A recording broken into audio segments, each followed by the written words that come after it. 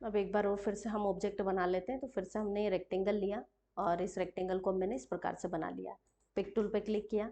अब हमने shape tool का यूज़ करना इस पर देख लिया है। ठीक है, अब हम इसमें देखते हैं शेप टूल पे। अब हम क्लिक करते हैं तो ब्लैक कलर के पॉइंट पे क्लिक करते हैं तो इसके बाकी के ऑप्शन शो हो गए। अब इसमें आपको यहाँ पे ऑप्शन मिल रहा है सेकंड, स्मूथ ब्रश। ठीक है, स्मूथ ब्रश का यूज़ किया जाता है जैसे इसके ये जो कॉर्नर है अभी रेक्टेंगल की जो बॉर्डर है एकदम प्लेन आ रही है ना। इसको अगर हमें प्लेन ना लेते हुए किसी डिफरेंट मोड में थोड़ा सा चेंजेस करना है तो उसके लिए हम क्या कर सकते हैं, यहाँ से स्मूथ ब्रश का यूज़ करेंगे। ठीक है, स्मूथ ब्रश का जैसे ही आप यूज़ करते हैं तो इसकी प्रॉपर्टी बार ये यहाँ पे आती है, जिसमें आप देख रहे हैं कि छोटा सा सर्कल आ रहा है एकदम छोटा। इसकी साइज वगैरह अगर आपको बढ़ानी है तो ये यहाँ से हम इसका पॉइंट दिया गया है, यहाँ से इसकी साइज को बढ़ा सकते हैं कि कितना आपको इसको बढ़ाना है। जैसे आप देखो बढ़ाओगे तो ये उतनी साइज में बढ़ जाएगा। थोड़ा सा और बढ़ा लेते हैं हम इसको। तो इसकी प्रॉपर्टी में जाकर के हमने इसकी साइज को, ये निब साइज दिया हुआ है, इसकी साइज को बढ़ा लिया। आगे अब ये सर्कल बढ़ा। ठीक है, अब हमें क्या करना है, ये जो रेक्टेंगल है इस ऑप्शन का जो सेंटर पॉइंट आ रहा है जिसमें छोटा सा डॉट लगा है, इसको इस रेक्टेंगल का जो पॉइंट आ रहा है उस पर हमें अटैच करना है। तो हमने यहाँ पर कर्सर को रखा कुछ इस प्रकार से और इस पर क्लिक को दबा करके रखेंगे। थोड़ा सा इसको जूम करके लेना पड़ेगा हमें, तब जाके हमें थोड़ा समझ में आएगा। और अब आप देखेंगे कि मैं जैसे जैसे माउस को कर्ल कर रही हूँ तो कुछ एक अलग ही बॉर्डर बन रही है। अब जैसे मैं क्लिक छोड़ूंगी तो ये इस तरह की बॉर्डर बनेगी इसमें, यानी कहीं ना कहीं प्लेन रेक्टेंगल है जिसकी लाइनिंग जो है प्लेन आ रही है, उसको थोड़ा सा कर्व बनाना है। तो उसके लिए आप किसका यूज कर सकते हो, स्मूथ ब्रश का यूज कर सकते हो। ठीक है, तो सभी लाइनिंगों को इस प्रकार से ये कर्ल कर देगा। फिर से हम कंट्रोल जेड कर देते हैं। इसके बाद नेक्स्ट ऑप्शन हमें इसी में मिलता है राउथन ब्रश। ये भी सेम ऐसा ही होता है, लेकिन स्मूथ में क्या होता है एकदम कर्ल डिजाइनिंग बनती है। और इसमें जो बनेगी तो जो मैंने आप लोगों को पॉलीगॉन टूल के द्वारा डिजाइन बताई है, जो स्टार बनाते हो तो वैसा रख सकते हो। तो यहाँ से आपको राउथन ब्रश पर क्लिक करना है और इसमें भी हम इसके पॉइंट पर कर्सर रखेंगे और जैसे जैसे हम इसको इस तरह से अप्लाई करेंगे तो आप देखेंगे कि इसमें इस तरह की लाइनिंग बनेगी।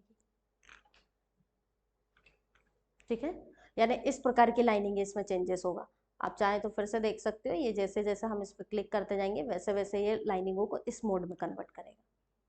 तो ये सब यूज होते हैं बॉर्डर के लिए, राउथन ब्रश। ठीक है, फिर से हम कंट्रोल जेड कर दें। इसके बाद अगला हम इसी में फिर जाते हैं। यहाँ पे नेक्स्ट ऑप्शन हमें मिलता है फ्री ट्रांसफॉर्म। फ्री ट्रांसफॉर्म पर हम क्लिक करेंगे तो फ्री ट्रांसफॉर्म में भी हम इसी प्रकार से इनकी बॉर्डर पर अप्लाई कर सकते हैं, लेकिन इसमें थोड़ा और चेंजेस आएगा। इसमें क्या होगा, इसका डायरेक्शन चेंज होगा बॉर्डर पे कर्सर रखते हुए। ये देखो इस तरह से अगर मैं इस पर क्लिक कर देती हूँ और फिर नोट घुमाना है मुझे तो ये नोट इस तरह से घूमेगा। मतलब कहीं ना कहीं जो राउंड अप शेप के द्वारा हम करते हैं वही हम किसके द्वारा कर पाएंगे, इसमें फ्री ट्रांसफॉर्म के द्वारा।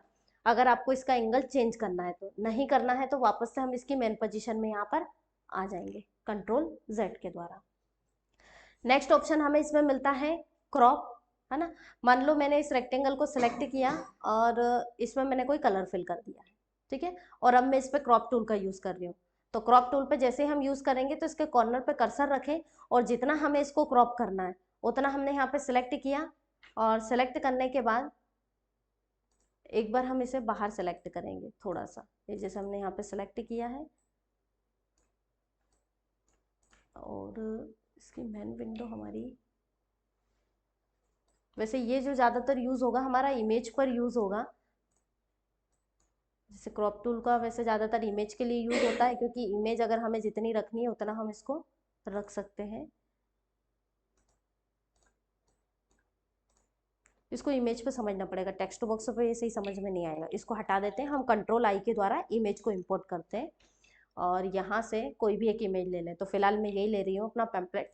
ओके को क्लिक किया, इसको ड्रॉ किया। अब इसको अगर हमें क्रॉप करना है तो उसके लिए अब यहाँ से क्रॉप टूल पर क्लिक करेंगे और यहाँ से जितना एरिया हमें इसका रिमूव करना है उतना एरिया हम इसका यहाँ से सेलेक्ट कर लेंगे, ये रेक्टेंगल को, कि इतना इतना रखना है बाकी का हटाना है।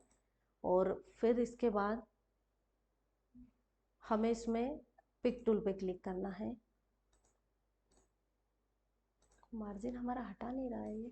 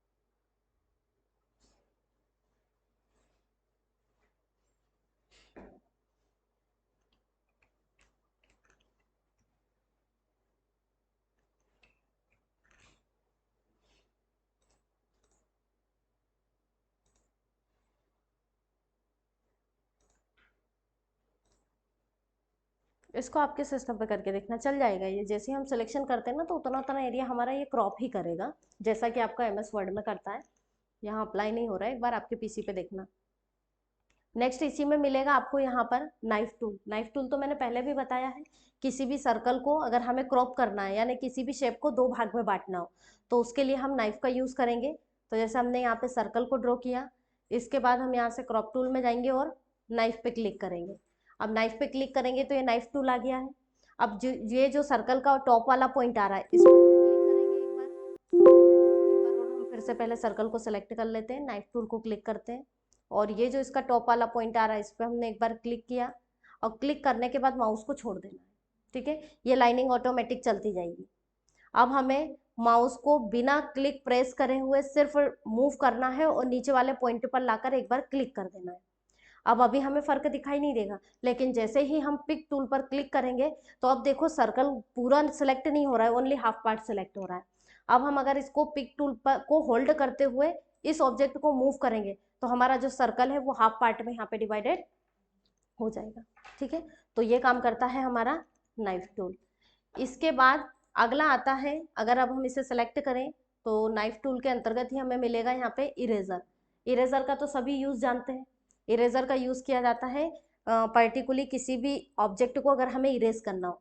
मान लो मुझे इसे इरेज करना है, तो इसको इरेज करेंगे। अब इसमें ये इरेज होता है ना, ये प्रॉपरली इरेज नहीं होगा, सिर्फ उसका डायरेक्शन चेंज करता है। ये देखो, जैसा जैसा हम डायरेक्शन चेंज करेंगे ना, वैसा वैसा इसका सिर्फ डायरेक्शन चेंज होगा, ये पूरी तरह से डिलीट नहीं करता, इरेज नहीं कर पाता। ये ऐसे करेगा ऑब्जेक्ट के रूप में धीरे धीरे, क्योंकि उसका कहना है कि ये पूरा सर्कल ही जो है अलग अलग लाइनिंग से मिलके बना हुआ है। भले ही आप लोगों को दिखाई दे रही है आउटसाइड की लाइनिंग है, लेकिन बीच में भी इसकी क्या है, लाइनिंगें हैं। तो ये लाइनिंगों को घटते हुए क्रम मिलेगा, वहां से हटाता जाएगा, इधर लाता जाएगा। तो इस तरह हम इसमें इरेज कर सकते हैं। जैसा ऐसा नहीं है कि हम जो इरेजर का मैनुअली कॉपी में यूज करते हैं उसकी तरह है, तो वैसा नहीं करेगा ये कि हमने वहां पे प्रेस किया तो पूरा इरेज कर दे। इसके बाद अब हम इसको सिलेक्ट करें, पूरे ऑब्जेक्ट को मैंने डिलीट किया है यहाँ से। इसके बाद हमने मान लीजिए फिर से यहाँ पे एक सर्कल बना लिया है ना, और फिर से पिक टूल से इसको सेलेक्ट किया, तो ये वाला सर्कल मैंने डिलीट किया। अब ये जो फर्स्ट सर्कल है, इसी का मैंने Ctrl+D से डुप्लीकेट बनाया, और दोनों को मैंने कुछ इस तरह के पार्टीशन में सेट कर दिया। अब मुझे मान लीजिए कि ये जो सर्कल है, इसके फर्स्ट वाले सर्कल के पार्ट पर भी आ रहा है इतना, तो मुझे यहाँ से इस सर्कल को हटाना है, इस वाले पार्ट को। तो उसके लिए क्या करेंगे, तो यहाँ से वापस क्रॉप टूल के ऑप्शन में ही जाएंगे, और इसमें हमें ऑप्शन मिलेगा virtual segment. Virtual segment delete option का यूज किया जाता है। जो ज्वाइन पार्ट रहते हैं उनमें से किसी मेन पार्ट को अगर हमें क्रॉप करना है, यानी किसी एक पार्ट को नहीं शो करवाना है, तो उसको हम डिलीट कर सकते हैं। तो यहाँ से हम वर्चुअल सेगमेंट पे क्लिक करेंगे। अब ये लाइनिंग हमें शो नहीं करवाना है, तो क्लिक दबाते हुए इसको पूरा सेलेक्ट करेंगे। आप देख रहे हैं कि ये लाइनिंग यहाँ से हट गई। ठीक है, तो इस तरह जितने भी ऑब्जेक्ट हम कंबाइन करेंगे और उसमें से किसी एक ऑब्जेक्ट को हटाना है, तो आप वर्चुअल सेगमेंट का यूज यहाँ पर कर सकते हो। ठीक, कोई डाउट तो नहीं किसी को? ठीक है, इसके बाद नेक्स्ट अगर हम इसी में जाते हैं तो नेक्स्ट मिलता है हमें जूम टूल। तो जूम तो सभी जानते हो, जूम का यूज किया जाता है पेज को zoom in zoom out set करने के लिए। तो यहाँ पे आपको जूम पर क्लिक करना है। अब जूम पे हम क्लिक करेंगे तो ये प्लस का आइकॉन, जितना क्लिक करते जाओगे उतना ये बड़ा होता जाएगा, और राइट क्लिक करोगे, लेफ्ट क्लिक से बढ़ेगा, राइट क्लिक से छोटा होगा। अदरवाइज अगर आपको इसका काम प्रॉपर्टी बार से भी करना है तो ये प्रॉपर्टी बार आ रही है। तो इसमें यहाँ पे ये जूम का ऑप्शन हमें मिल रहा है, जितना जूम करना है और माइनस में ले जाना है तो ये माइनस, उतना माइनस हो जाएगा। ठीक है, इसके बाद आप देख रहे हैं कि जूम टूल में हमें एक ब्लैक कलर का आइकॉन दिया, मतलब इसमें भी एक और ऑप्शन है। तो इस पर हम क्लिक करेंगे तो आप देख रहे हैं कि जूम में एक तो हमें ये जूम वाला इस तरह का आइकॉन मिल रहा है, और एक हैंड वाला आइकॉन मिल रहा है ना।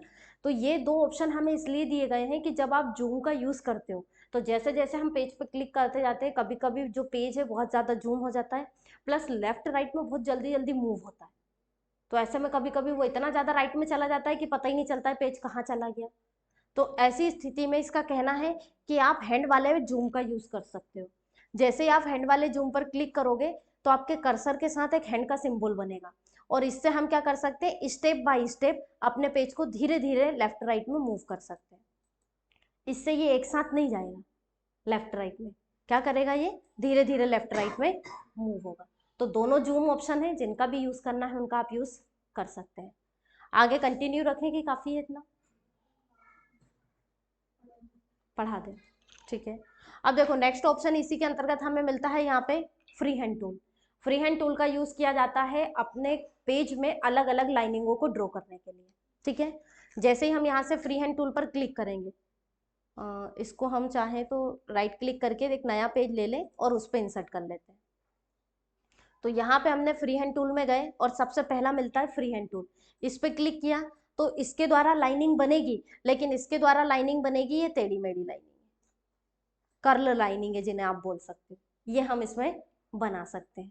ठीक है, और अगर आप चाहते हैं कि एकदम स्ट्रेट लाइनिंग हमें बनानी है तो उसके लिए फ्री हैंड टूल पर आपको क्लिक करना है और इसमें आपको ऑप्शन मिलेगा 2 पॉइंट लाइन, इसका यूज होगा बिल्कुल स्ट्रेट लाइन के लिए।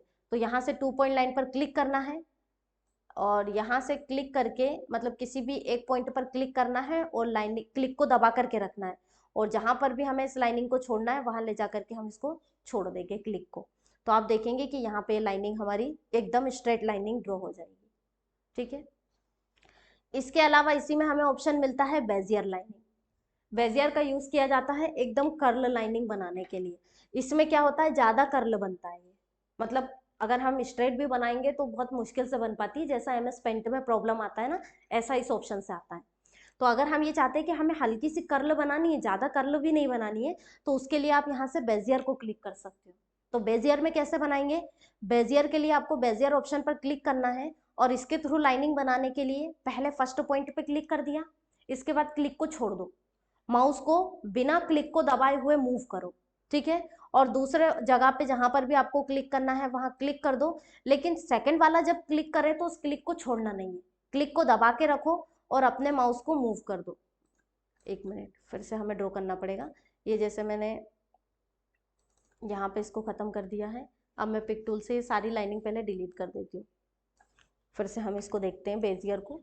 तो यहाँ से हमने बेजियर पे क्लिक किया, ये फर्स्ट डॉट पे हमने क्लिक किया, सेकंड पे क्लिक करने के बाद माउस हमारा बहुत जल्दी प्रोसेस कर रहा है।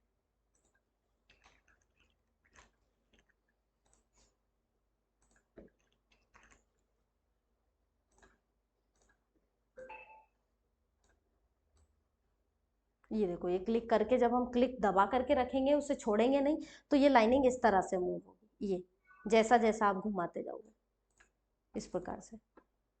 जैसे अगर मैं फिर से इसको डिलीट कर दूं, क्लिक की प्रोसेस थोड़ा सा तेज है इसलिए वो जल्दी से हो जा रहा है इसमें। ये फर्स्ट क्लिक किया, ये सेकंड क्लिक को मत छोड़ो और ये इसको मूव करो, ये इस प्रकार से मूव होगा जैसे जैसे आप मूव करोगे।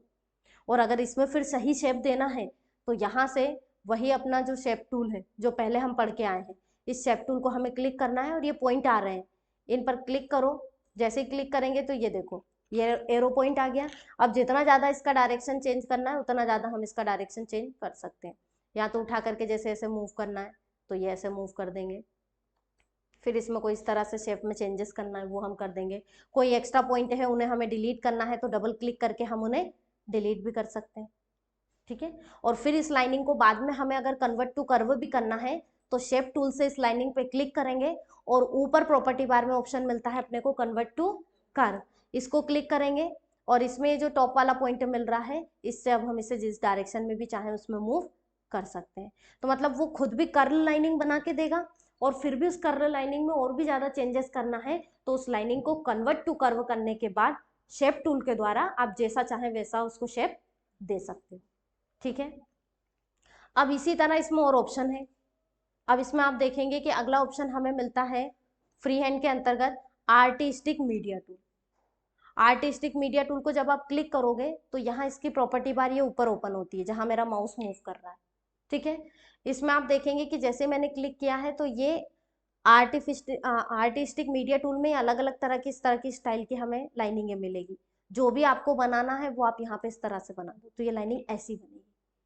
ये हम फ्री हैंड के द्वारा भी बना रहे हैं, लेकिन फ्री हैंड में क्या बन रही है, एकदम नॉर्मल लाइनिंग बन रही है, इसमें थोड़ा सा शेडो आ जाता है। जैसा भी स्टाइल लोगे तो वो यहाँ से चूज करो और वैसा आप यहाँ पे ड्रॉ कर सकते हो। अब इसमें भी आप स्टार्टिंग में देख रहे हैं 3-4 ऑप्शन आते हैं। इसमें अगर आप यहाँ से सेकंड वाले ऑप्शन पे क्लिक करोगे तो सेकंड वाले ऑप्शन में जो आर्टिस्टिक मीडिया टूल बनेगा वो इस तरह की लाइनिंग बनेगी। जैसे मान लो हमें ये लाइन बनाना है तो हम इस पे ऐसे क्लिक कर देंगे, ये ऐसी लाइन बनाना है तो इसमें ऐसी लाइनिंग बनेगी, इस तरह के चेक्स वाली लाइनिंग बनाना है तो ये बना देंगे। और अगर अब हमें और भी इफेक्टिव लाइनिंग है तो ये सारी अलग अलग स्टाइल दी हुई है, जैसा आपको बनाना है ये देखो वैसी लाइनिंग आप बना पाओगे, है ना, बनी बनाई लाइनिंगें मिलेगी। अब इसमें भी अलग अलग ऑप्शन मिलते हैं, जैसे यहाँ पे आर्टिस्टिक मिल रहा है, अगर इसी में आप क्लिक करते हो तो यहाँ पे मिलेंगे कॉलीग्राफी, अगर आप इसे क्लिक करते हो तो इसमें ये इस तरह के इफेक्ट मिलेंगे। ये मान लो ऐसा कोई शेप बनाना हो, कोई डिजाइन आप बना रहे हो, ये ऐसा शेप आपको बनाना है, तो आप सिर्फ उसे सेलेक्ट कर दो, ये देखो ट्री जैसा बन जाएगा एकदम, ये इस प्रकार से इसमें ऐसी लाइनिंगें बनेगी। अगर आप यहीं से स्क्रॉल लेते हो तो स्क्रॉल में आप देखेंगे कि स्क्रॉल में ये इस प्रकार की स्क्रॉल लाइनिंगें मिलेंगी आपको, ये आप बना पाएंगे। इसी प्रकार अगर आप इसे क्लिक करें तो इसमें सेंसुअल को क्लिक करोगे तो सेंसुअल में ये इस प्रकार की सेंसुअल लाइनिंगें मिलेंगी। मतलब कुल मिला के लाइन के लिए ही है, अलग अलग लाइनिंग जैसी बनानी हो। इसके बाद अगर हम अगला इसी में बढ़े स्प्लेटर, तो इसको आप क्लिक करते हो तो इसमें ये ऐसे मिलेंगे, ये इफेक्ट जैसे ये बनाना है तो इसको आप क्लिक करो और यहाँ पे ड्रॉ कर दो, बस ये बन जाएगा, ये बन जाएगा यहाँ पे, ठीक है।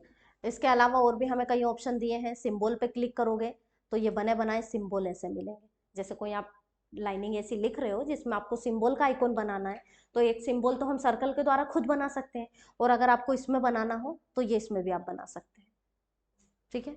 इसी के अलावा अगर आप इसमें टेक्सचर लेना चाहें तो टेक्सचर पे क्लिक कर देना, ये बने बनाए टेक्सचर भी इस प्रकार के मिलेंगे, जैसा टेक्सचर चाहे वैसा आप यहाँ से ले लेना, और जो ड्रॉ करोगे तो वो, ये फिलहाल हमारी यही स्टाइल है, अगर हम दूसरी ले लें, ये ले लिया हमने तो आप देखो ये इस तरह से चेंज हो जाएंगे।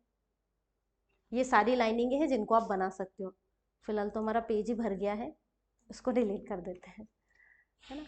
इसके बाद फिर से आर्टिस्टिक मीडिया टूल पे हमने क्लिक किया, अब इसमें मैंने सेकंड ऑप्शन समझाया, इसी में अगला मिलता है, ज़्यादा तो नहीं हो रहा है, कर लोगे इतना प्रैक्टिकल, पर मेरी अगली बैच का टाइम हो गया, 8:15 हो गए है ना, बाकी का अब कल बताऊंगी। नोट कर लेना कि कहाँ तक हमने पढ़ा है, इसमें ऑप्शन याद रखना बस।